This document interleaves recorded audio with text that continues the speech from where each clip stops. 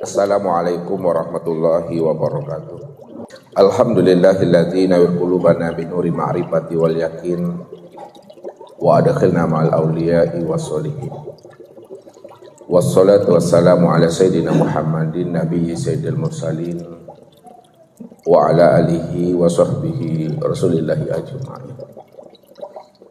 Faqala Allahu ta'ala bil Qur'anil Karim, a'udzu billahi minasyaitonir rajim. Bismillahirrahmanirrahim. Hal ata 'alal insan hinum minad dahri lam yakun syai'an mazkur. Bapak Ibu, saudara dan anak-anak kami jamaah tauhid yang dirahmati Allah.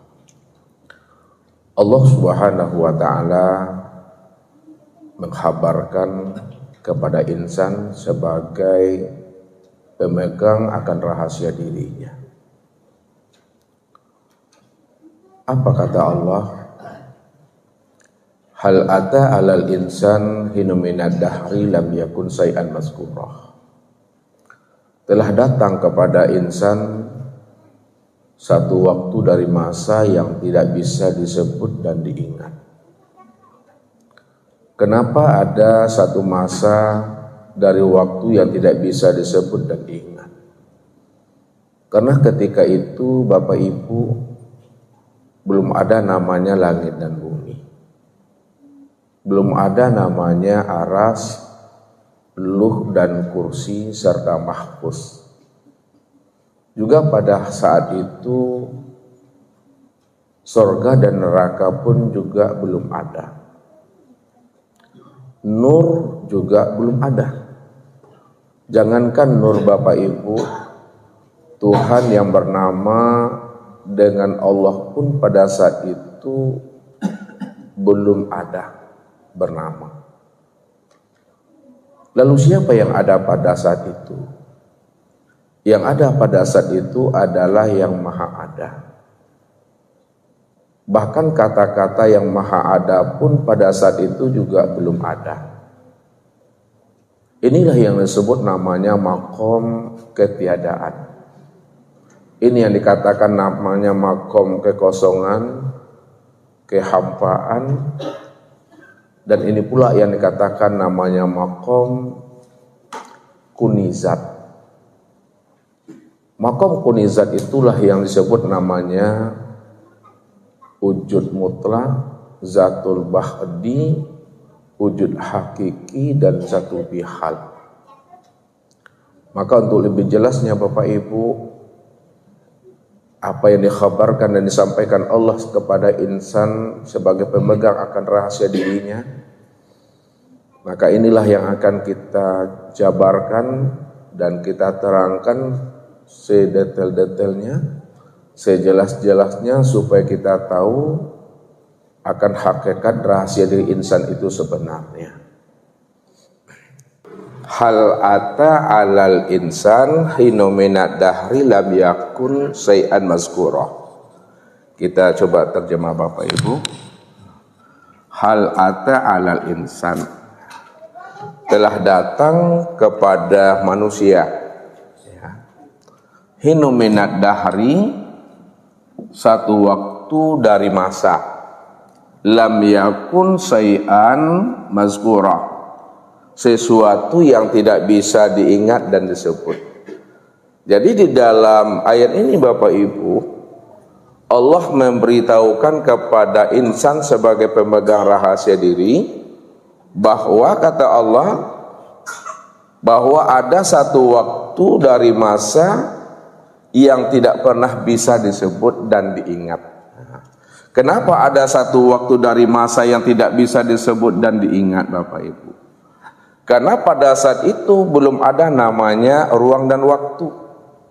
Pada saat itu belum ada namanya masa. Ya. Kalau tidak ada ruang dan waktu, tidak ada namanya masa, maka alam semesta pun juga belum ada. Langit dan bumi belum ada Bapak Ibu. Aras, luh, kursi dan mahfuz juga belum ada. Surga dan neraka juga belum tercipta. Awal, akhir, zahir dan batin juga belum ada. Nur juga belum ada Bapak Ibu. Jangankan nur, Tuhan yang bernama dengan namanya Allah juga belum ada disebut dan dikenal pada saat itu. Kalau belum ada sesuatu nama di situ, lalu siapa yang ada pada masa itu? Pada masa yang tidak bisa diingat dan disebut. Yang ada pada saat itu Bapak Ibu, ini yang disebut namanya yang maha ada. Kata-kata yang maha ada pun juga belum ada. Jadi memang tidak bisa disebut, tidak bisa diingat. Ini yang dikatakan maqam la sautun wala harfun. Tidak ada huruf dan tidak ada suara, tidak ada kata dan tidak ada lafaz. Kalau tidak ada huruf, lafaz dan kata, maka masa dan waktu yang diberitahukan Allah kepada manusia yang tidak bisa disebut, ini yang disebut namanya maqam ketiadaan. Makom ketiadaan itu yang disebut namanya makom kehampaan, makom kekosongan. Makom kehampaan, kekosongan dan ketiadaan, ini yang disebut namanya kunizat. Kunizat itu yang disebut namanya zatul bihal, zatul hak, wujud mutlak, atau namanya wujud yang hakiki. Yang berdiri dengan sendirinya adalah yang maha ada itu. Yang maha ada itulah yang dikatakan namanya Tuhan. Walaupun kata yang maha ada juga belum ada, namun segala yang ada pada hakikatnya tidak ada. Dan yang tidak ada itulah wujud yang sebenar ada. Wujud yang sebenar ada itu yang disebut namanya Tuhan.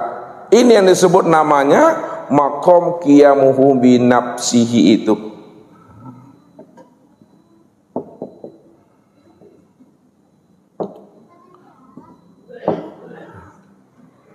Ya, dia yang berdiri dengan sendirinya. Ketika ia berdiri dengan sendirinya, walaupun namanya belum ada, maka yang si maha ada tadi, yang dikatakan makom kekosongan, yang dikatakan namanya makom kehampaan, yang dikatakan namanya makom tiada, maka disitulah dia mengatakan kuntu kanzan mahfiyan wa ahbabtu an u'rafa wa khalaqtul khalqa liya'rifani. Aku adalah perbendaharaan yang tersembunyi. Ya. Kenapa dikatakan dia adalah perbendaharaan yang tersembunyi? Karena tidak ada sesuatu yang lain selain daripada dirinya. Belum ada namanya nur, belum ada namanya alam semesta. Dia yang cuma yang ada dengan sendirinya di situ. Itulah dia mengatakan kuntu kanzan mahfiyan wa ahbabtu an u'rafa wa khalaqtul khalqa liya'rifani. Aku adalah perbendaharaan yang tersembunyi, lalu aku ingin dikenal. Siapa aku? Siapa diriku? Karena aku ingin dikenal siapa aku dan siapa diriku. Wa khalaqtul khalqa liya'rifani. Maka aku ciptakan sesuatu itu dari diriku supaya dia mengenal aku, bahwa akulah sebenarnya yang wujud dan nyata pada dirinya. Inilah yang disampaikan, yang diungkapkan oleh yang namanya zatul bihal, oleh yang namanya wujud mutlak, oleh yang namanya kunizat, atau yang disebut namanya dengan tiada itu. Maka pada makom inilah yang disebut namanya makom Tuhan itu Bapak Ibu. Jadi sebelum Tuhan menciptakan segala sesuatu dari dirinya sendiri, Tuhan itu berimajinasi Bapak Ibu. Ya, Tuhan itu berpikir di alam nazarnya. Alam nazar itu disebut namanya alam pikir Allah, makanya dikatakan alam nazarullah. Ya. Jadi alam pikir Allah atau alam nazarullah ini ada tiga Bapak Ibu. Ya, alam pikir Allah ini ada tiga. Yang pertama disebut namanya alam azali.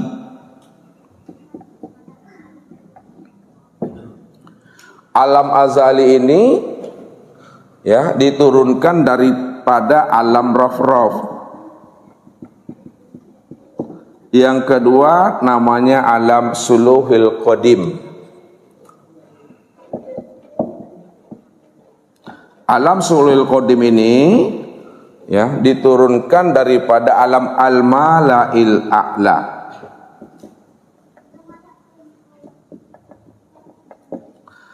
Dan yang ketiga disebut namanya alam tanzizi qadim.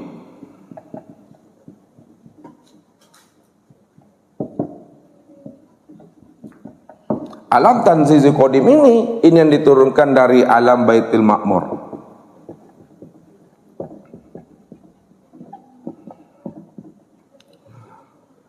Jadi alam azali, alam suluhil qadim, alam tanzizi qadim, ini yang disebut namanya alam nazarullah, alam pikir Allah, atau alam imajinasi Tuhan, atau disebut namanya alam Tuhan.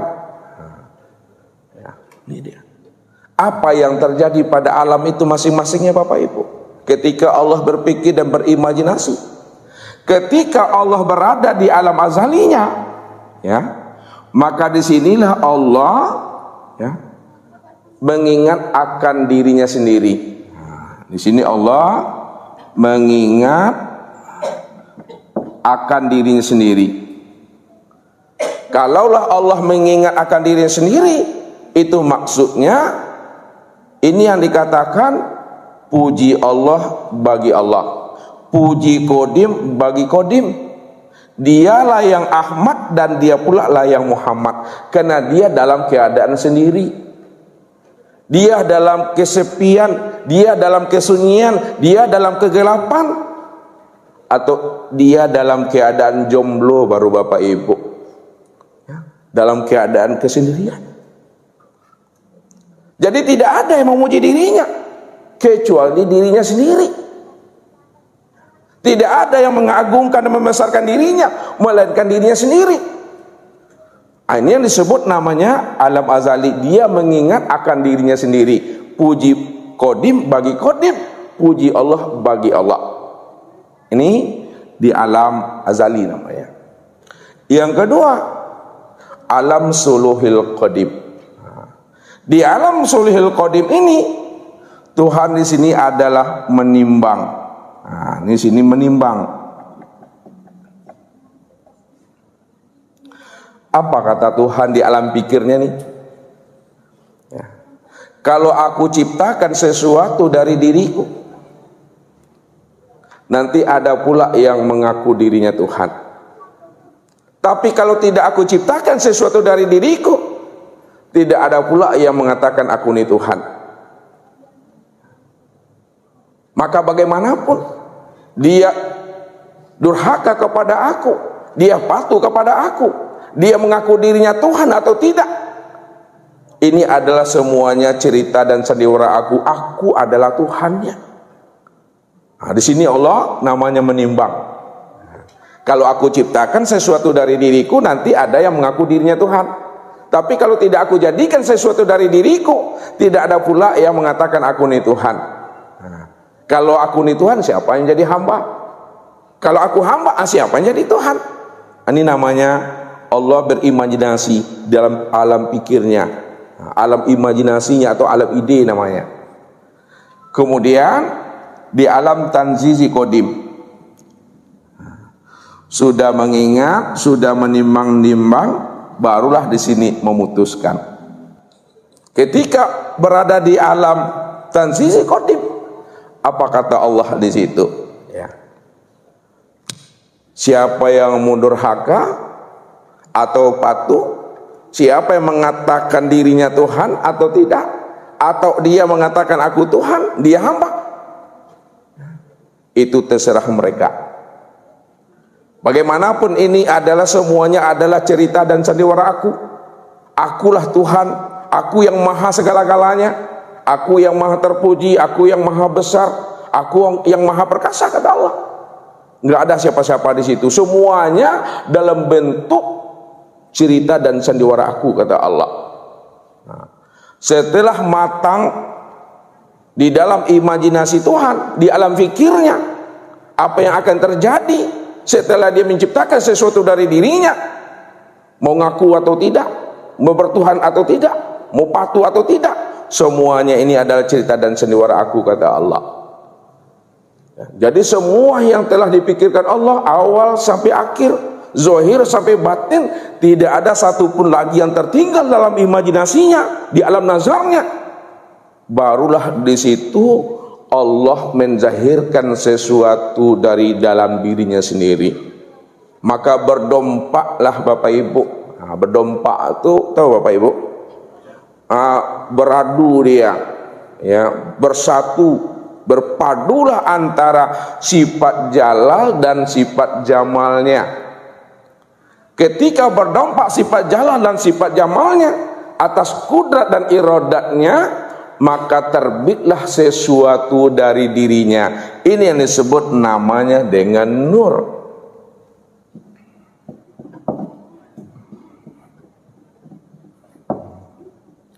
Ini yang disebut namanya dengan nur. Ketika telah terbit sesuatu dari dirinya yang namanya nur, lalu Tuhan pun bertanya kepada nur. Apa kata Tuhan? Man ana wa man anta. Siapa diriku dan siapa engkau? Apa jawaban nur itu Bapak Ibu? Anta, anta, ana, ana. Engkau ya engkau, aku ya aku. Lalu Allah bertanya kembali, man anta wa man ana. Siapa dirimu dan siapa diriku? Apa jawabannya? Ana, ana, anta, anta. Aku ya aku, engkau ya engkau. Lalu Allah bertanya untuk yang ketiga kalinya, man ana wa man anta. Siapa aku, siapa dirimu? Lalu dia mengatakan, anta, anta, ana, ana. Engkau ya engkau, aku ya aku. Karena nur ini merasa dirinya yang berdiri dengan sendirinya. Dia merasa dirinya yang qadim. Dia merasa dirinya itu, ya, yang ada secara mutlak. Karena dia nur, dia terang. Ibarat bola lampu ini Bapak Ibu. Ini lampu 10 watt berhadapan dengan lampu yang 25 watt. Dia merasa dia yang terang. Makanya dia tidak pernah mengaku anta, anta, ana, ana, aku, engkau, engkau. Karena dia tidak tahu siapa dirinya yang sebenarnya. Karena Allah tahu siapa nur itu. Karena nur itu tidak lain adalah tajalli daripada dirinya sendiri. Kan itu yang dikatakan. Kuntu kanzan mahfiyan wa ahbabtu an u'arafa wa khalaqtul khalqal ya'rifani. Aku adalah perbendaharaan yang tersembunyi, kata Tuhan. Aku ingin dikenal, aku ingin dilihat, aku ingin disaksikan. Karena aku ingin dikenal, ingin dilihat dan disaksikan. Wa khalaqtul khalqal ya'rifani. Maka aku ciptakan, aku jadikan sesuatu dari diriku sendiri supaya dia mengenal aku, bahwa akulah sebenarnya yang wujud pada dirinya. Namun ketika nur itu tidak mengakui siapa Tuhannya dan siapa dirinya, dan apa yang akan dijawab oleh nur, semuanya sudah berada di alam nazarnya Allah tadi. Sebab kalau aku jadikan sesuatu dari diriku, aku terbitkan sesuatu dari diriku, pasti nanti dia akan mengatakan dialah Tuhan. Ada yang patuh nantinya, tapi semuanya itu dalam cerita aku, dalam imajinasi aku, karena aku ingin dikenal, kata Tuhan. Karena nur ini tidak mengenal akan rahasia dirinya, dan nur itu juga tidak mengenal siapa yang bertanya kepada dirinya. Maka disinilah Tuhan mengatakan kepada nur itu, jika engkaulah yang dikatakan diri yang mutlak, engkau yang Tuhan, yang berdiri dengan sendirinya, maka menghilanglah engkau. Aku akan mencari akan dirimu. Kalau aku sudah mampu menemui dirimu, siapa dirimu? Nanti engkau pula yang akan mencari dan menemui aku. Siapa aku yang sebenarnya? Apa yang dibuat Allah? Rencana ini sebenarnya Allah ingin menunjukkan akan rahasia dirinya, supaya nur itu mengenal siapa dirinya yang sebenarnya. Maka hilang dan lenyaplah nur ini, Bapak Ibu. Ya. Kemana dia akan hilang dan lenyap? Karena dia berada di dalam nurun ala nur. Dia berada di dalam nurnya Allah. Ketika dia hilang, dia terlenyap di hadapan Allah, katanya. Namun dia tidak sadar bahwa dirinya di dalam nurnya Allah. Maka dengan mudahlah Allah menemui akan dirinya. Setelah nur itu ditemui oleh Allah akan dirinya, maka apa kata Allah? Sekarang engkau pula yang akan mencari dan menemui aku. Aku akan hilang, aku akan lenyap dan sirna di hadapan dirimu. Namun ingat kata Allah, ketika aku hilang dan lenyap, kita tidak akan pernah berjumpa dan bersua lagi. Maka pada saat itulah Bapak Ibu, yang namanya Allah lenyap sirna ke dalam dirinya. Ke dalam dirinya nur ini. Ya. Ibarat pisau Bapak Ibu, ya. Ini pisau. Ketika pisau ini belum punya sarung, maka pisau ini, diri pisau ini dibuatnya sarung. Setelah sarungnya siap dibuat oleh pisau, maka pisau pun sirna lenyap masuk ke dalam sarungnya. Maka ketika Allah lebur, ketika Allah lenyap, ketika Allah sirna, maka lebur, lenyap, sirna dan hilangnya Allah tiada lain lebur dan lenyap di dalam dirinya nur ini. Maka ketika itulah nur tadi mencari Bapak Ibu.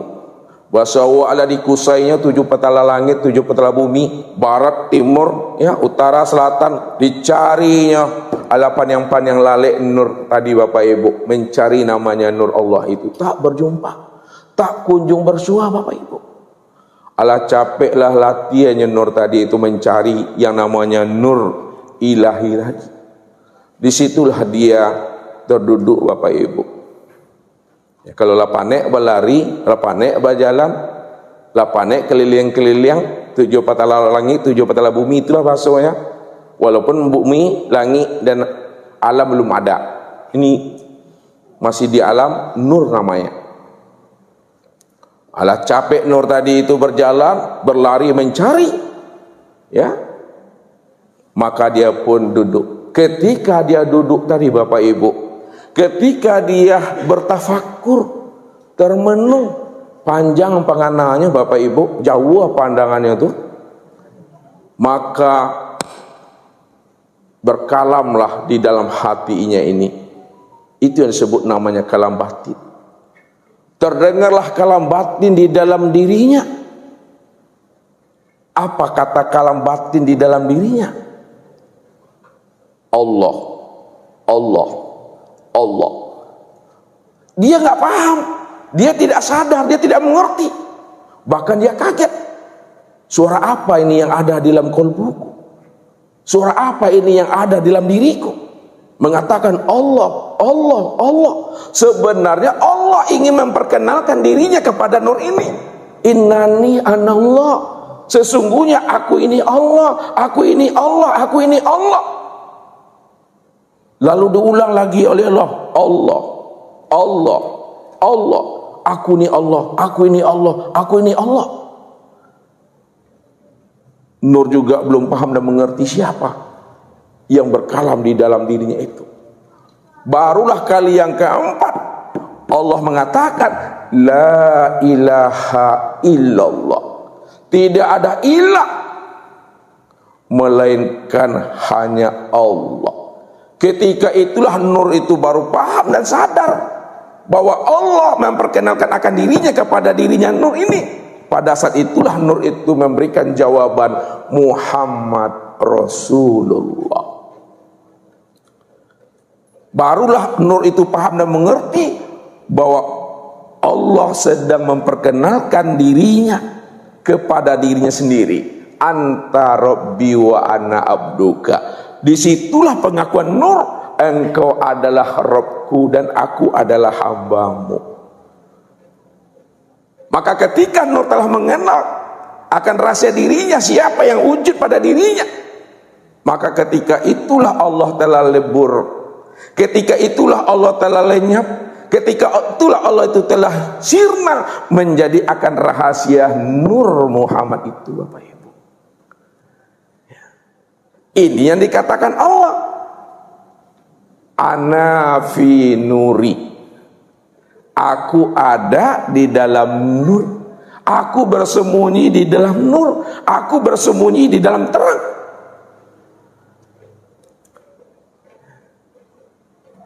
Jadi kalau kita ingin mencari dan menemui Tuhan, tidak bisa lagi Bapak Ibu kita mencari dan menemui Tuhan, karena Tuhan itu telah lenyap dan sirna menjadi rahasia nur Muhammad itu.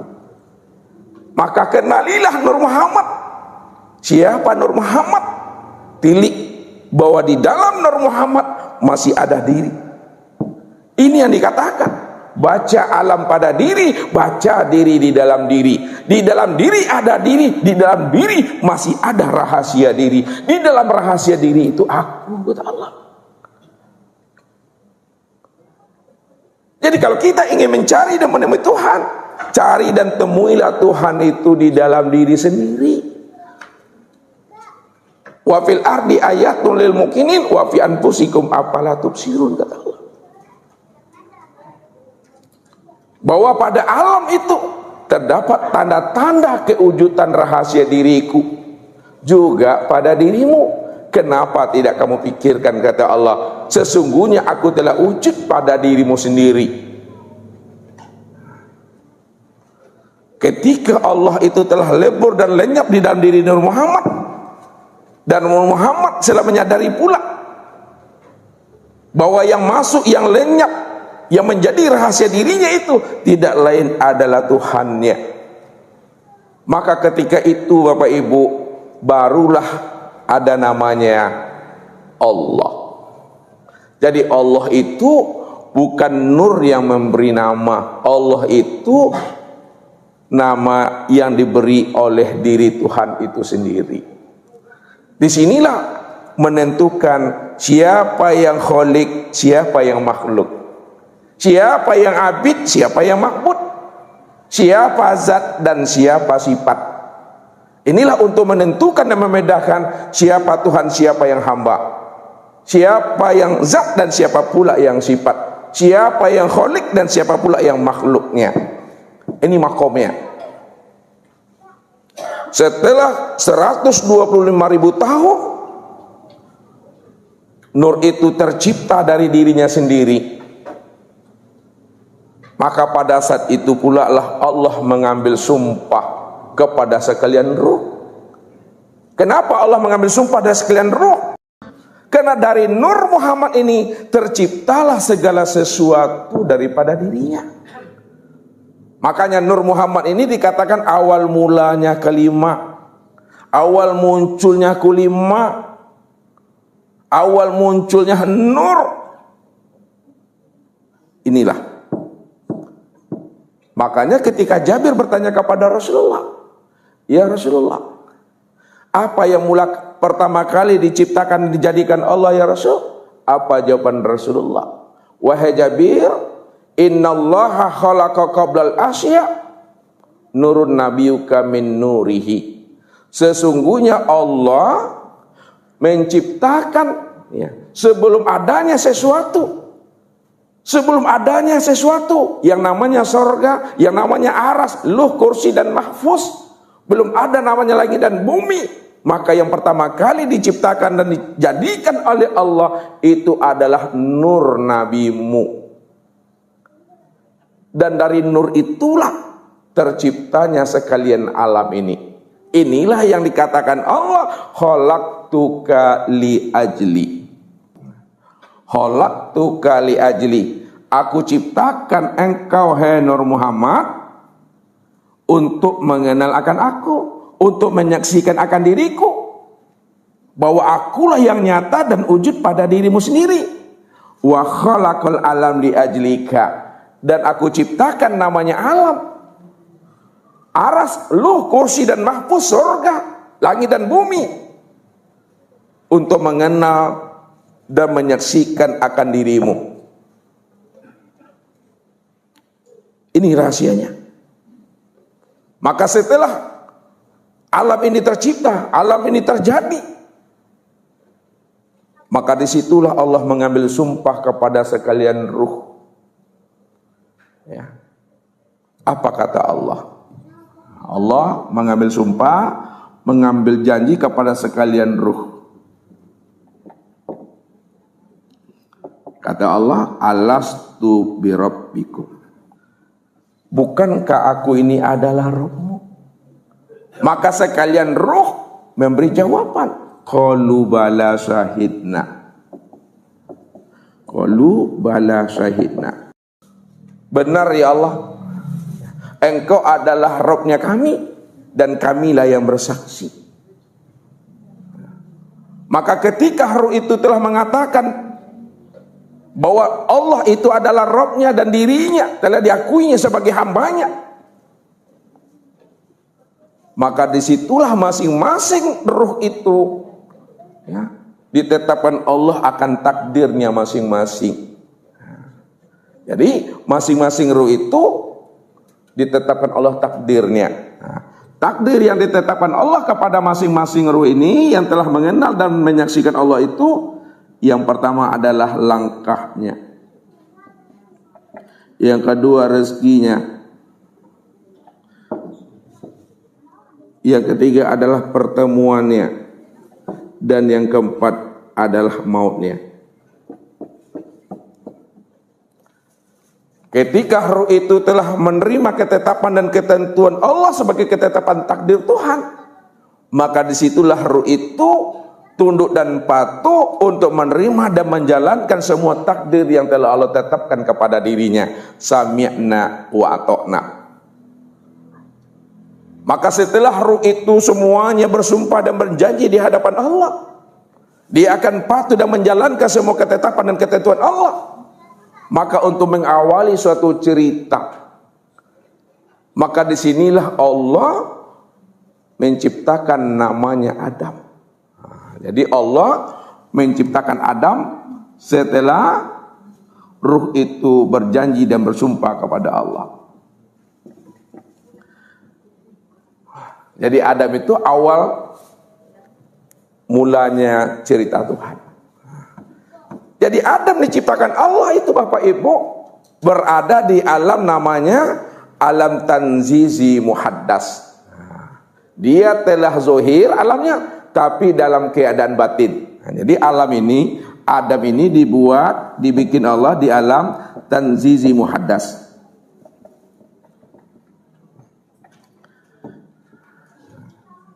Jadi alam tanzizi muhaddas itu yang disebut namanya alam ruh. Ya, alam tanzizi muhaddas itu disebut namanya alam ruh. Alam ruh ini disebut namanya alam malakut. Alam malakut itu disebut namanya alam Nur Muhammad. Jadi prosesnya itu ya di alam tanzizi muhaddas. Maka ketika Allah akan menciptakan namanya Adam sebagai khalifah di muka bumi nantinya untuk menzahirkan akan kesempurnaan tajalli dirinya, maka ketika itulah Allah perintahkan namanya Nur untuk mengambil bahan baku Adam yang akan dijadikan sebuah patung untuk dijadikan khalifah di muka bumi. Lalu Nur Muhammad ini Bapak Ibu, ya, ditemuilah api. Ketika api ditemuinya sebagai unsur Adam,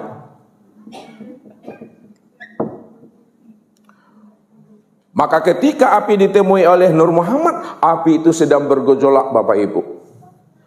Lalu Nur Muhammad pun memberikan salam kepada api. Disahutlah salamnya Nur Muhammad oleh api itu. Apa kata Nur Muhammad? Wahai api, kenapa engkau sombong kali? Apakah engkau tidak sadar bahwa satu saat kamu akan dimanfaatkan oleh namanya Adam? Siapa Adam itu? Aku tidak kenal. Aku asik dengan diriku. Adam itu nanti akan menjadi khalifah di muka bumi. Dan kamu akan patuh dan tunduk kepada dirinya. Kamu akan dikendalikan oleh Adam. Disitulah api tadi itu minta maaf kepada Nur Muhammad. Apa kata Nur Muhammad? Apakah engkau tak kenal dengan aku? Akulah yang akan menjadi kekasihnya Allah. Kalau begitu wahai Nur Muhammad, maka engkaulah termasuk hamba Allah yang beruntung, yang Allah jadikan engkau sebagai kekasihnya. Maka Nur Muhammad pun pamit dan permisi di hadapan api. Lalu Nur Muhammad pun mendatangi namanya angin. Ketika Nur Muhammad mendatangi angin, angin pun sedang bertiup kencang Bapak Ibu. Maka ketika angin bertiup kencang, maka Nur Muhammad pun memberi salam kepada angin. Apa kata Nur Muhammad? Wahai angin, kenapa engkau sombong kali wahai angin? Engkau bergejolak begitu kuat dan kencang. Apakah engkau tidak sadar bahwa satu saat nanti kamu akan tunduk dengan Adam? Siapa Adam itu? Adam itu akan menjadi khalifah di muka bumi nanti. Ketika itulah angin itu malu, minta maaf kepada Nur Muhammad. Setelah dia malu minta maaf kepada Muhammad, maka Nur Muhammad pun pamit dengan angin. Lalu Nur Muhammad ini pun mendatangi air. Ketika Nur Muhammad mendatangi air, air pun dalam keadaan bergelombang kuat Bapak Ibu, bergejolak. Lalu apa kata Nur Muhammad? Wahai air, kenapa engkau sombong? Apakah engkau tidak sadar satu saat engkau nanti akan dimanfaatkan oleh manusia yang bernama Adam sebagai khalifah di muka bumi? Lalu tersentak dia Bapak Ibu dengan apa yang disampaikan oleh Nur Muhammad kepada dirinya. Pada saat itu pula lah Nur Muhammad pamit. Lalu Nur Muhammad menemui namanya tanah. Ketika Nur Muhammad itu menemui tanah, maka tanah pun dalam keadaan tenang Bapak Ibu. Dalam keadaan sabar dan istiqomah dia. Dia memberikan salam kepada Nur Muhammad dengan suara yang rendah, suara yang lirih. Ketika itulah Nur Muhammad menyampaikan kepada tanah, wahai tanah, engkau adalah sosok yang sabar, engkau adalah sosok yang istiqomah, engkau adalah rendah hati dan lirih. Tahukah engkau wahai tanah, bahwa aku ini adalah Nur Muhammad, adalah sebagai kekasih Allah. Dari unsur api, angin, air dan tanah, maka yang diangkat dan menjadi kekasih Allah tidak lain adalah aku yang bernama Nur Muhammad. Ketika Nur Muhammad telah tahu Bapak Ibu bagaimana tabiat dan karakter masing-masing daripada unsur yang akan diciptakan menjadi Adam, unsur api, angin, air dan tanah, ketika itulah Nur Muhammad ini lapor lagi kepada Tuhan. Karena Tuhan yang menyuruh, maka dia lapor lagi kepada Tuhan. Wahai Nur Muhammad, sebelum engkau lapor kepada aku dan apapun yang kamu temui kepada mereka, yaitu api, angin, air dan tanah, semuanya itu berada di dalam ilmuku. Semuanya itu berada dalam rahasia diriku. Yang lampau sekarang maupun yang akan datang, yang terjadi pada dirimu, di luar dirimu, awal sampai akhir, zahir sampai batin, semuanya sudah berada di dalam ilmuku. Lalu apa kata Allah? Karena itu wahai Nur Muhammad, maka kita jadikanlah tanah itu sebagai bahan baku untuk menjadikan dan menciptakan Adam. Sedangkan api, angin, air dan air ini Bapak Ibu, ini sebagai unsur penumpang saja, sebagai unsur pelengkap namanya. Akan tetapi unsur pokoknya itu diambil daripada tanah, karena sifat tanah itu adalah sifat istiqomah dan sifat yang sabar. Maka segala unsur ini Bapak Ibu, ini adalah sebagai unsur penumpangnya api, angin, dan air ini. Makanya pada diri Adam ini sudah mencerminkan 4 unsur ini pada dirinya. Nah, jadi karena Adam sebagai khalifatullah di muka bumi, karena dia dijadikan dari 4 anasir, api, angin, air, dan tanah, maka sifat air ini mencerminkan akan dirinya. Sifat api ini mencerminkan sifat amarah. Jadi sifat api itu mencerminkan amarah. Ya. Nyata pada dirinya itu yaitu darah. Terlihat pada telinga. Nah, itu sifat api itu, sifat amarah. Ya, nyata pada darah, terzahir dia pada telinga ini. Makanya orang kalau bangi, tengok kosirah. Sedangkan sifat angin, ya, ini adalah sifat keinginan.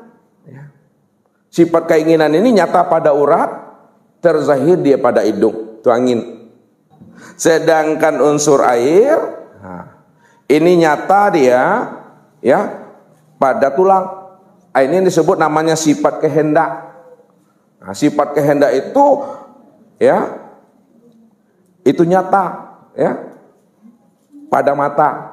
Nah, jadi kalau ada orang sesuatu berkehendak kepada kita Bapak Ibu, terzahir nyata pada pandangan matanya itu. Makanya dari mata turun ke hati. Nah, dari mata turun ke hati. Ini sifat air. Sedangkan sifat tanah itu nyata dia pada batang tubuhnya, pada kulit dan daging ini. Ya, az-zohir pada mulut itu sifat sabar dan istiqomah. Makanya Adam itu diciptakan dan dijadikan dari bahan pokoknya itu, unsur yang dominan itu adalah tanah. Maka dia akan mencerminkan keempat itu pada diri kita Bapak Ibu. Nah, maka setelah tahu tanah itu akan diambil untuk diciptakan sebagai Adam khalifatullah, barulah Allah perintahkan namanya malaikat. Nah, diperintahkan lagi malaikat. Sedangkan informasinya, intelijennya Tuhan itu nur. Nah, untuk mengetahui tabiat ini, itu nur yang diperintahkan Tuhan. Setelah tahu, barulah diperintahkan Allah namanya malaikat. Dipanggillah malaikat Jibril. Wahai Jibril, ambillah tanah, ya, segenggam tanah, lalu bawa kepada aku. Aku akan ciptakan dia dari tanganku sendiri yang bernama Adam sebagai khalifah di muka bumi. Jibril ini patuh Bapak Ibu. Ya. Sami'na wa ta'na. Pergilah ditemuinya tanah tadi. Ketika Jibril akan mengambil sekumpal tanah, maka tanah pun protes. Protesnya kenapa? Wahai Jibril, janganlah engkau ambil aku ini untuk diciptakan Adam. Adam nanti akan menumpahkan darah di muka bumi. Aku tidak mau diriku ini menjadi pertumpahan darah di muka bumi nantinya. Menolak dia Bapak Ibu. Akhirnya Jibril itu lapor lagi kepada Allah, ya Allah, tanah itu tidak mau dirinya diambil ya Allah untuk dijadikan Adam. Alasannya begini ya Allah. Padahal itu cipta Allah semuanya. Lalu diperintahkan Allah namanya malaikat Mikail. Wahai Mikail, sekarang aku perintahkan engkau, turunlah engkau ke bumi, ambillah sekumpal tanah, bawa kepada aku, dia akan aku jadikan sebagai patung Adam, sebagai khalifah nanti di muka bumi. Turun malaikat Mikail tadi. Setelah turun malaikat Mikail ke muka bumi, lalu mau diambil, lalu tanah pun menolak Bapak Ibu. Wahai Mikail, aku tidak mau diriku ini dijadikan sebagai Adam. Apabila aku dijadikan sebagai Adam nantinya, sedangkan Adam di muka bumi akan menumpahkan darah nantinya. Menolak juga. Ketika bumi menolak, maka Mikail lagi lapor lagi kepada Tuhannya. Sampai diperintahkan Allah namanya Israfil. Wahai Israfil, coba engkau yang mengambil sekumpal tanah ke muka bumi untuk aku jadikan menjadi patung Adam. Turunlah malaikat Israfil mengambil. Rupanya apa yang terjadi Bapak Ibu? Sama juga, terjadi juga namanya penolakan. Tanah itu tak mau dirinya diambil, enggan ya. Ketika Israfil telah melapor kepada Allah bahwa tanah tidak mau diambil dirinya untuk dijadikan Adam, maka Allah pun memerintahkan namanya Israel. Apa kata Allah kepada Israel? Wahai Israel, aku perintahkan engkau saat ini juga mengambil sekumpal tanah untuk aku jadikan menjadi patung Adam. Nah, apapun yang terjadi, andai kata tanah itu menolak, katakan kepada dia bahwa aku datang untuk mengambil dirimu atas nama Allah dan atas perintah Allah. Sampaikan kepada dia.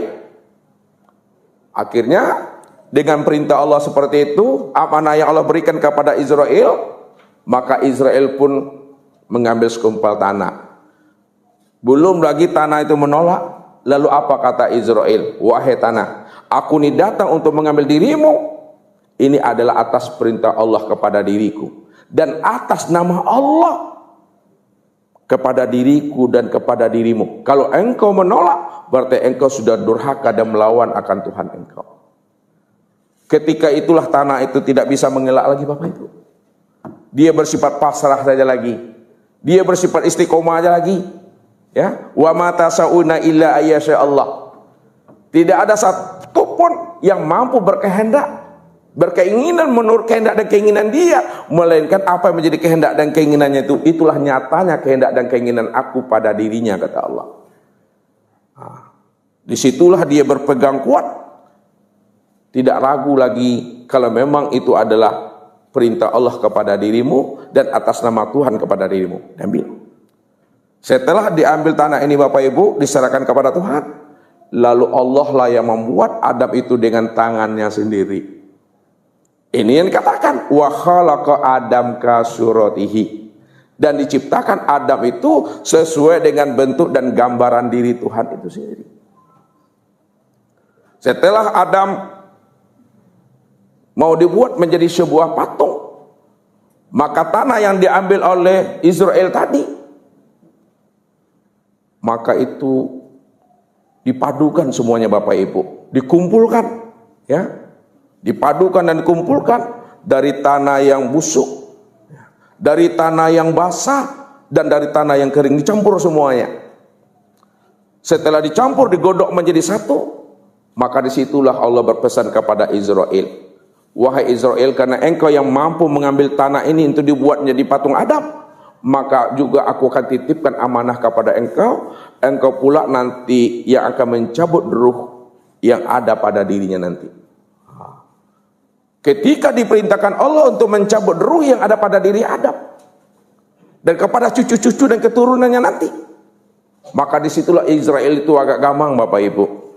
Wahai Allah, kalau engkau perintahkan aku untuk mencabut nyawa hambamu ya Allah pada Adam dan keturunannya ya Allah, nanti aku dibilang malaikat yang paling bengis, malaikat yang paling kilat, dan malaikat yang paling ditakuti. Aku tak mau ya Allah. Carilah yang lain lagi ya Allah.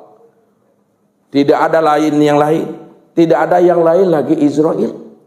Karena engkau yang mampu mengambil tanah, maka engkau pula yang mampu memasukkannya nanti ruh ke dalam dirinya, dan kamu pula yang mampu mencabut ruh itu kembali daripada dirinya.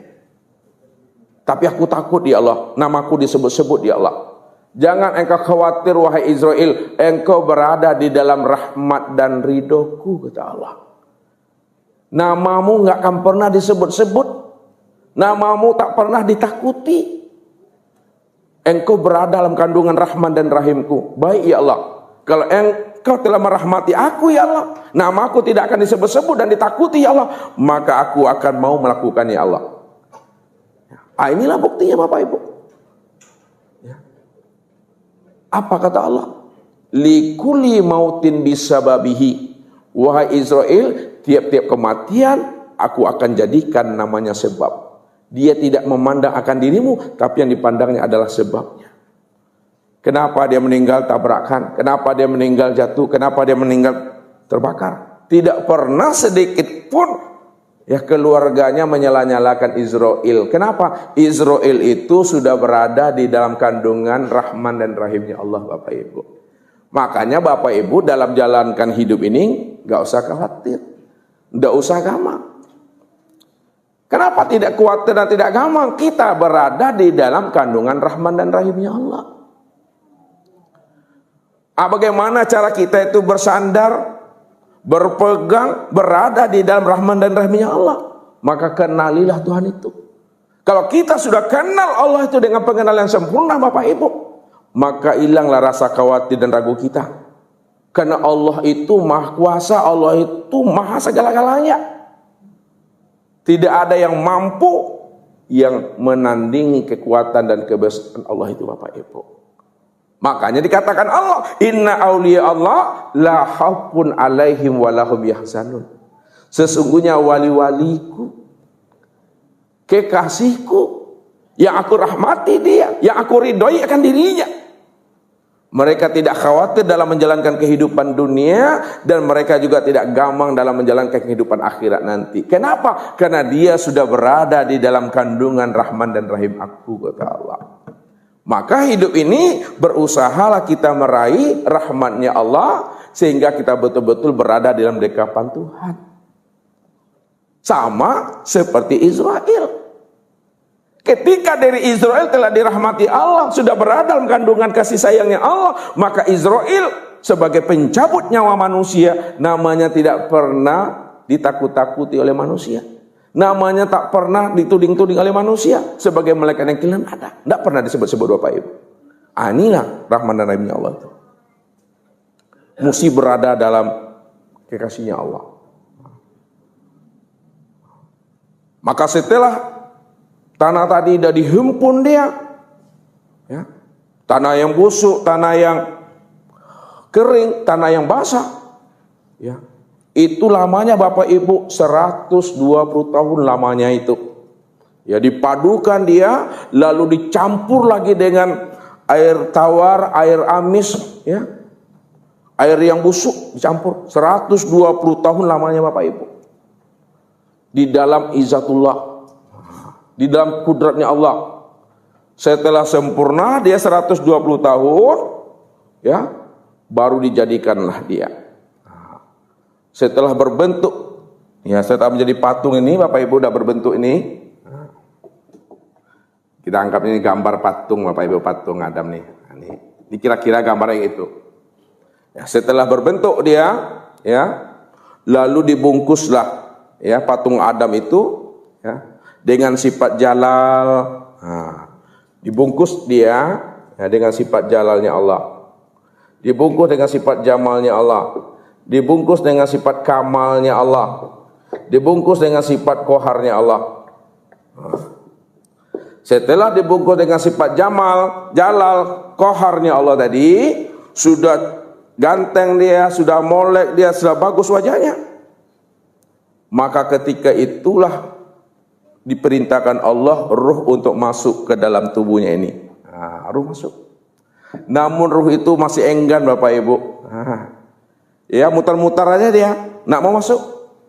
Ketika tidak mau masuk, maka Allah perintahkanlah Israel untuk memaksa ruh itu bagaimana dia masuk ke dalam tubuhnya Adam.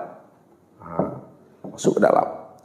Nanti Israel pula yang akan mencabut ruh itu kembali dari batang tubuh Adam ini. Sudah terciptalah Adam ini dengan sempurna. Ketika Adam ini telah tercipta dengan sempurna, maka barulah Allah tempatkan ia kembali namanya di alam Baitul Ma'mur ini. Ini alam Baitul Ma'mur, Bapak Ibu. Ya. Karena peristiwanya tadi di alam Tanzizi Muhaddas. Pembuatannya di sini, ya, bahan bakunya itu diambil daripada alam kodim. Kalau tanah itu asalnya dari mana tadi diambil? Nih, tanah ini dari alam Baitul Ma'mur nih, tanah. Sedangkan angin dari mana? Angin, ya. Angin dari alam Suluhil Kodim. Itu alam al-mala'il a'la. Ini di sini unsurnya ambil. Sedangkan kolbu atau hati, ini dari alam raf-raf. Ya, hati, kolbu. Ambil di situ unsurnya. Makanya setelah Adam ini siap dibuat, sudah sempurna dia, maka ditempatkan Allah dia kembali ke alam Baitul Ma'mur. Inilah yang surga. Nah, ya. Setelah ditempatkan Baitul Ma'mur, Adam itu dalam kesendirian Bapak Ibu. Nah, jomblo pula dia di situ. Nah, karena sendirian dia. Ketika Adam dalam keadaan kesendirian tadi, maka digambarkan Allah, dikiaskan Allah, dibuat Allah perumpamaan. Di alam surga itu ada 2 ekor burung yang bercumbu rayu di situ. Sepasang burung yang bercumbu rayu. Lalu terpikir dan terbetiklah di dalam diri Adam itu, andai kata, seandainya dan semisalnya aku punya pasangan di alam surga ini sama seperti burung itu, alangkah bahagianya aku tinggal bersama kekasihku. Apa yang dipandangnya Bapak Ibu? Rupanya apa yang dipandangnya itu, apa yang terbetik dalam hatinya. Allah itu kan tahu, ya'lamu ma fi qulubikum asma wa ara. Nah, itu kata Allah. Aku tahu apa yang menjadi rahasia hatimu. Aku mendengar apa yang terbetik dan terlintas dalam hakikat rahasia dirimu. Aku tahu, kata Allah, apa yang menjadi hajat dan keinginan Adam. Maka ketika Adam telah berhajat dan berkeinginan, punya pendamping dan kekasih sama seperti burung itu, pada saat itulah Adam itu tertidur Bapak Ibu. Ketika Adam itu tertidur, di dalam tidurnya itulah dia bermimpi. Apa yang diangan-angankannya tadi, mimpi dia, di dalam mimpinya itu betul-betul zahir yang menjadi kehendak hatinya. Zahir Bapak Ibu. Ketika zahir yang menjadi kehendak hatinya, kaget dia di situ. Siapa ini? Lalu dia bertanya, engkau siapa? Siapa namamu, kata Adam. Aku belum bernama, maka berilah aku nama sesuai dengan keinginan dirimu. Maka diberilah perempuan itu nama oleh Adam dengan Hawa. Kenapa Hawa? Itu munculnya daripada keinginan Adam. Itu yang disebut namanya Hawa, itu adalah belahan jiwaku. Ketika dia tersadar mimpinya, rupanya zohir Bapak Ibu nyata. Ya. Ketika dia tersadar betul-betul terzahir Adam itu, Hawa itu di depan dirinya. Apa yang menjadi mimpinya tuh? Gosok-gosok mata orang, iyo tidak, rupanya iyo, rupanya tidak. Semua Bapak Ibu, tidak imajinasi rupanya. Betul-betul zahir Hawa itu di depan dirinya. Setelah zahir, maka disitulah dia ingin menggapai namanya Hawa tadi. Ingin dijamahnya. Ketika akan menjamah Hawa, maka disitulah Adam itu ditegur oleh Allah. Wahai Adam, engkau belum nikah. Engkau mesti nikah lebih dahulu. Maka ketika itulah Adam dan Hawa dinikahkan oleh Allah. Jadi ketika Adam dinikahkan oleh Allah, apa yang menjadi maharnya Bapak Ibu? Maharnya itulah dia 2 kalimat syahadat dan sholawat tuh. Allah yang menjadi saksinya, Muhammad malaikat yang menjadi saksinya, Allah yang menjadi walinya di situ. Ya, Allah yang menjadi walinya, Muhammad dan malaikat yang menjadi saksinya di situ. Asalah pernikahan Adam dan Hawa, tapi apa kata Allah? Wahai Adam dan Hawa, engkau boleh nikmati alam surga ini. Nikmatilah fasilitasnya. Tapi satu yang aku ingatkan kepada dirimu, wahai Adam dan Hawa, jangan sekali-kali kamu menghampiri namanya la taqraba hazis sajarah. Jangan kamu sekali-kali menghampiri batang pohon ini. Nah, pohon ini itu maksudnya pohon khuldi itu, pohon larangan namanya Bapak Ibu. Tapi semuanya silakan nikmati. Cuma satu pesan aku, jangan engkau dekati pohon khuldi itu. Baik ya Allah. Yang namanya iblis Bapak Ibu, lihat. Iblis itu kan terkutuk. Kenapa dia terkutuk? Kapan dia terkutuk? Saat bagaimana? Apa sebabnya? Iblis itu dikutuk Allah pada saat Adam itu telah tercipta dengan baik. Telah ada nur di dalam dirinya.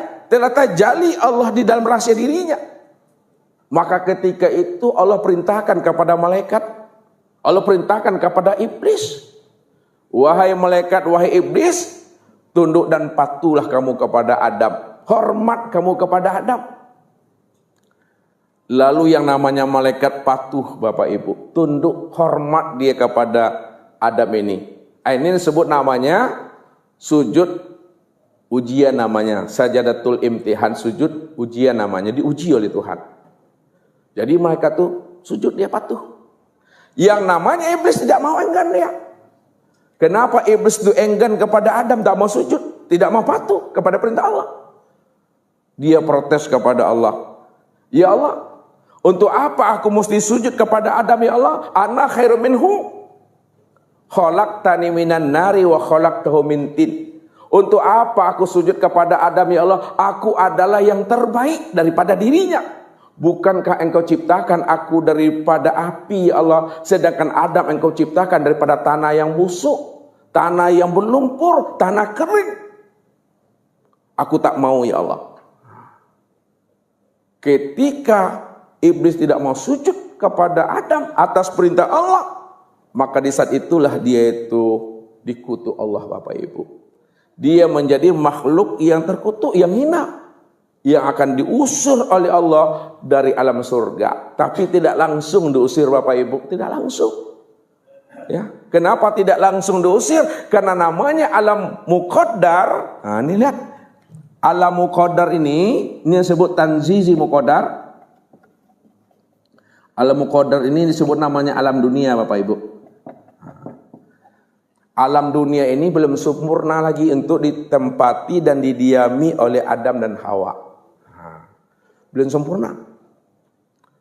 Ya. Maka ketika itulah namanya iblis yang terkutuk tadi, dia bisa masih masuk ke alam surga.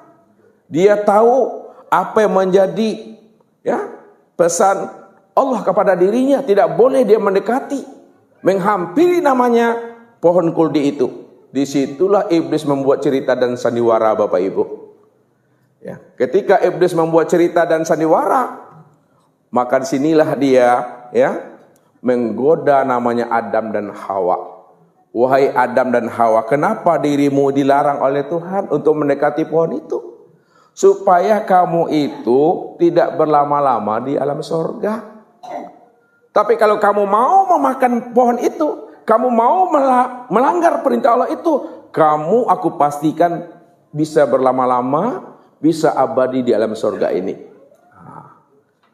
Rupanya iya Bapak Ibu, yang terhasut lebih dahulu bukan Adam, yang terhasut dulu Hawa. Hawa tuh pengaruhnya kuat banget. Kenapa pengaruhnya kuat banget? Karena Hawa itu tercipta dan terjadi daripada kehendak dan keinginan Adam. Itu jantung hatiku, itu belahan jiwaku. Iya juga nak bang ya, panggil abang ya. Ya, kalau awak makan pohon buah pohon itu, mungkin awak bisa kekal. Betul tuh kapten katakan iblis itu. Sekali geleng kepala ya Adam. Dua kali geleng, ketiga baru angguk-angguk ya. Iya juga ya. Kita makanlah tuh. Dimakanilah buah pohon kuldi tadi itu oleh Adam dan Hawa.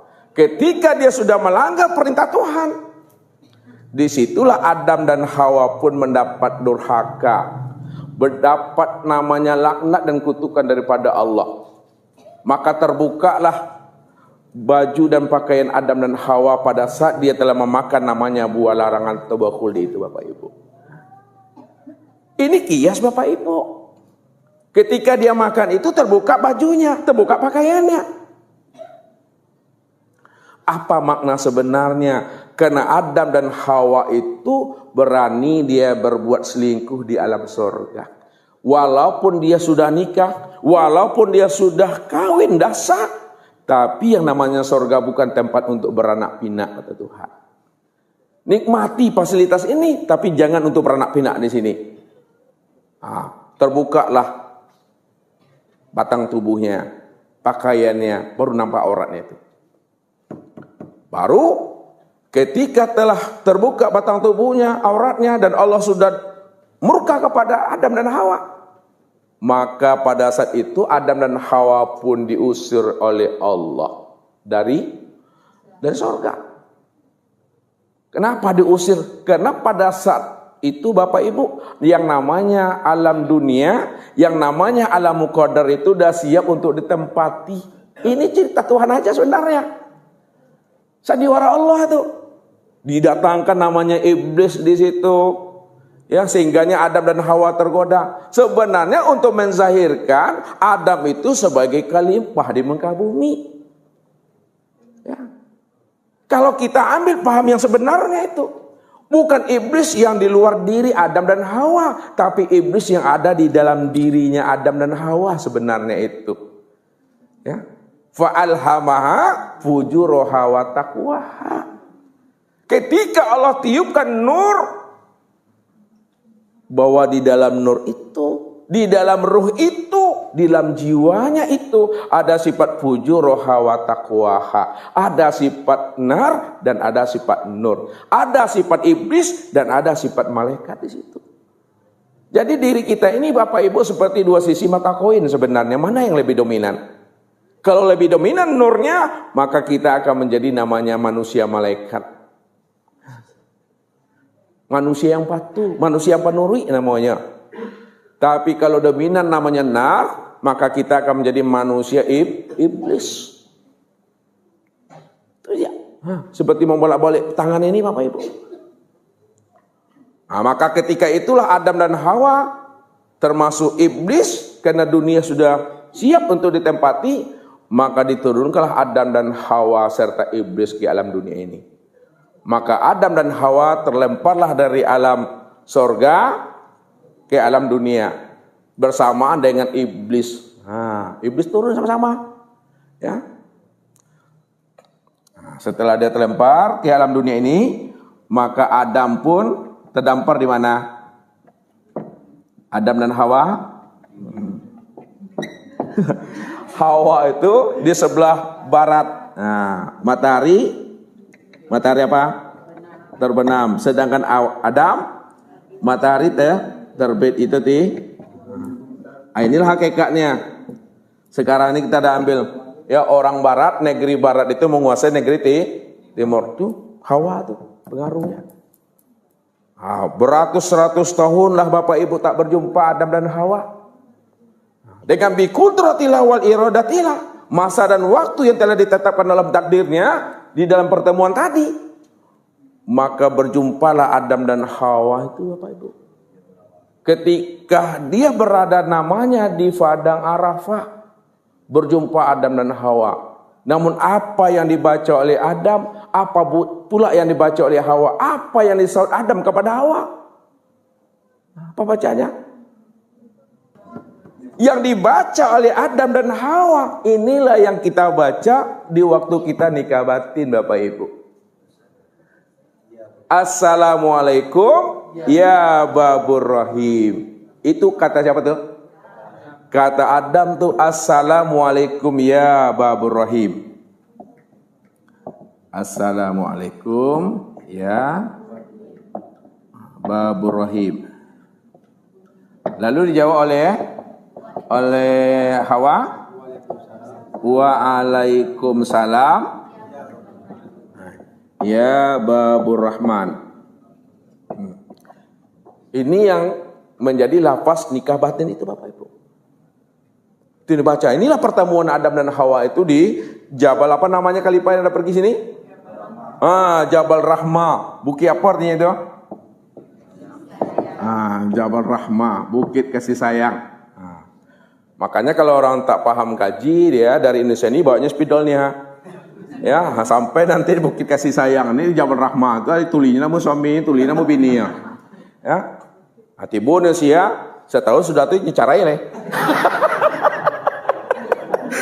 Iya gitu Pak Haji. Itu Jabal Rahmah tuh. Ini salah. Kadang digosok-gosoknya itu, diambilnya sapu, digosok-gosok ke batu tuh. Diambilnya tanah tuh, mereka dimandiannya sampai di Indonesia. Aja syirik tuh.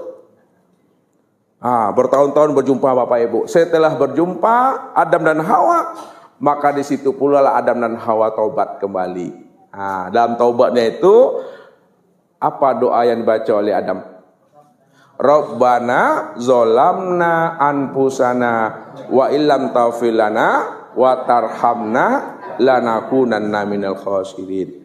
Tobat setelah tobat, barulah dia mengulang nikahnya kembali.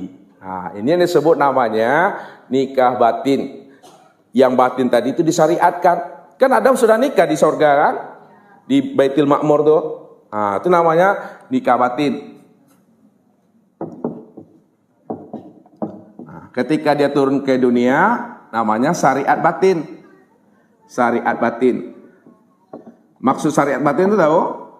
Yang nikah batin tadi itu, yang di alam surga itu disyariatkan kembali yang batin tadi itu di dunia. Nah, makanya wajib kita Bapak Ibu nikah itu zahir dan batin. Kalau kita nikah secara zahir saja di masjid, di kantor kuah, ya, tidak secara batin, maka kita masih dikatakan berselingkuh, junub batin nama itu. Berdosa Bapak Ibu. Makanya nikahnya mesti zahir dan batin. Ah, ini yang kita mesti pahami.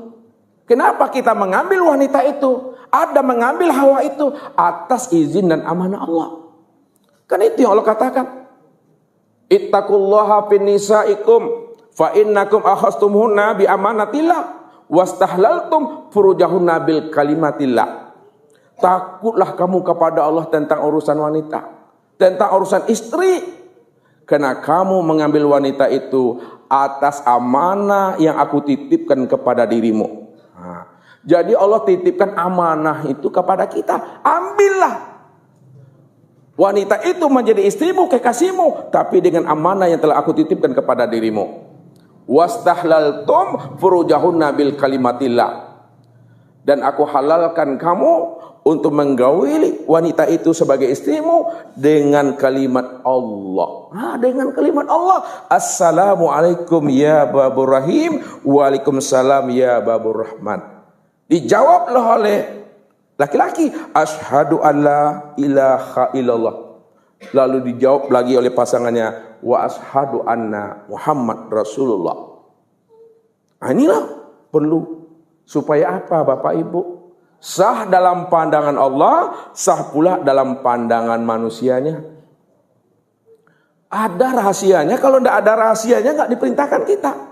Supaya kita itu tidak berzina. Kendak lihatlah zamannya Siti Nurbaya itu Bapak Ibu. Kenapa Siti Nurbaya itu mau dia nikah dengan Datuk Maringgi lah gaya itu? Hah? Karena utang budi kan? Utang budi. Kenapa? Utang budi. Karena orang tuanya Siti Siti Nurbaya itu berhutang. Karena nak mampu membayar utangnya ke Datuk Maringgi, terpaksalah Datuk Maringgi kok. Ya, meminta kepada orang tuanya, berikan anakmu kepada aku untuk aku jadikan istri itu. Siti Nurbaya mau. Kenapa? Karena yang memerintahkan ayahnya, yang memerintahkan ibunya. Dia takut durhaka. Walaupun dia mau, badannya dikuasai oleh Datuk Maringgi, tapi batinnya tidak pernah bisa dikuasai oleh Datuk Maringgi itu. Jadi nikah batin itu betul-betul zahir dan batin. Ya. Kekurangan suami, kekurangan istri, kelebihan suami, kelebihan istri, mesti siap kita menerimanya.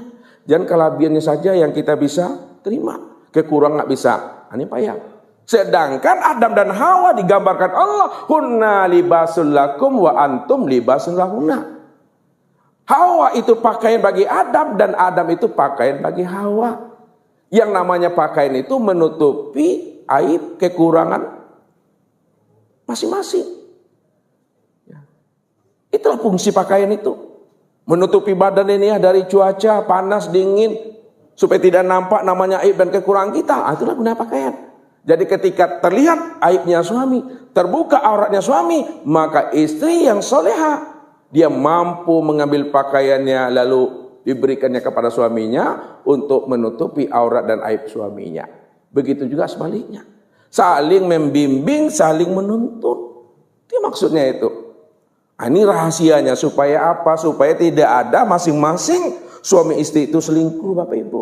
Sebab kalau selingkuh kita tahu. Apa yang ada pada dirinya ada pada diri kita. Apa yang ada pada diri kita juga ada pada dirinya. Kenapa? Itu yang katakan min nafsi wahidah itu.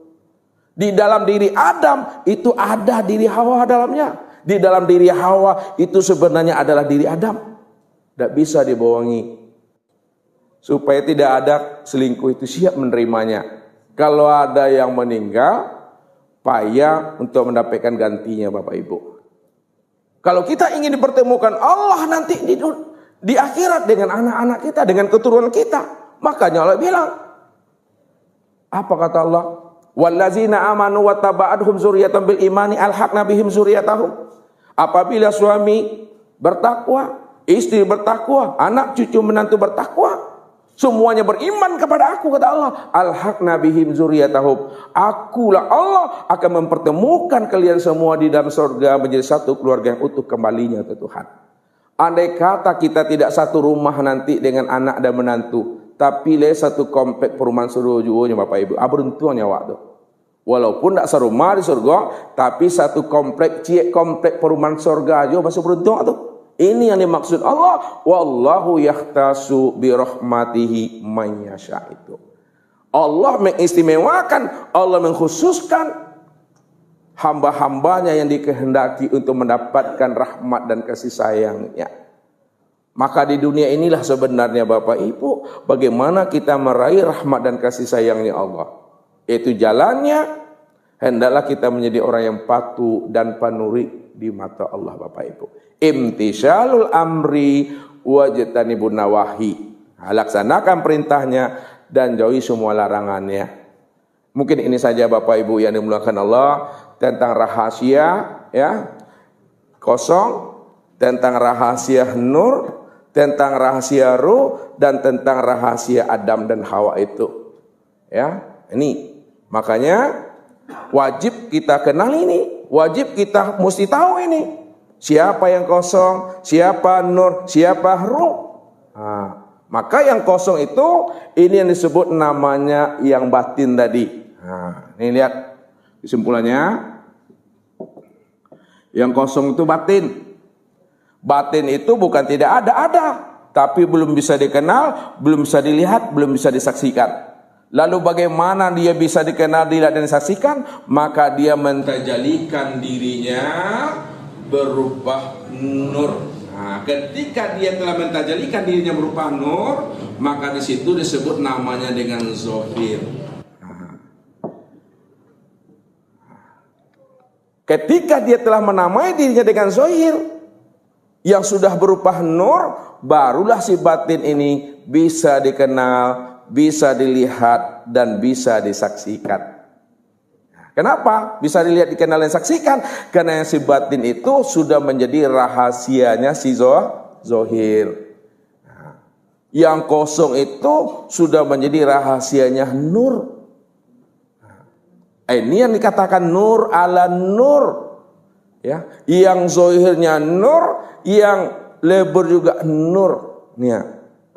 Kalaulah zahir dan batin sudah terpatri dia di dalam satu wujud, maka zahir dan batin itu juga lebur ke dalam ruh ini. Nah, lebur dia.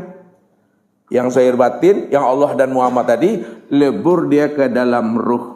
Nah, makanya ruh ini disebut namanya Ruhul Kudus. Ruhul Kudus. Apa artinya itu Ruhul Kudus? Yang suci itu. Siapa yang suci itu? Allah. Itu dia. Makanya carilah Allah dan Muhammad itu di dalam Ruhul Kudus itu di dalam dirimu. Sekarang Ruhul Kudus itu yang ruh tadi sudah sempurna dia menjadi batang tubuh ini Bapak Ibu. Sudah sempurna dia menjadi batang tubuh, itu yang disebut namanya Adam. Inilah dia. Jadi pandanglah Adam, kemudian pandang di balik Adam. Pandang Adam dan pandang pula di balik Adam. Ketika kita memandang di balik Adam, yang terpandang adalah ruh. Ketika kita memandang di balik ruh, yang terpandang adalah nur. Ketika kita memandang di balik nur, maka yang terpandang adalah Allah.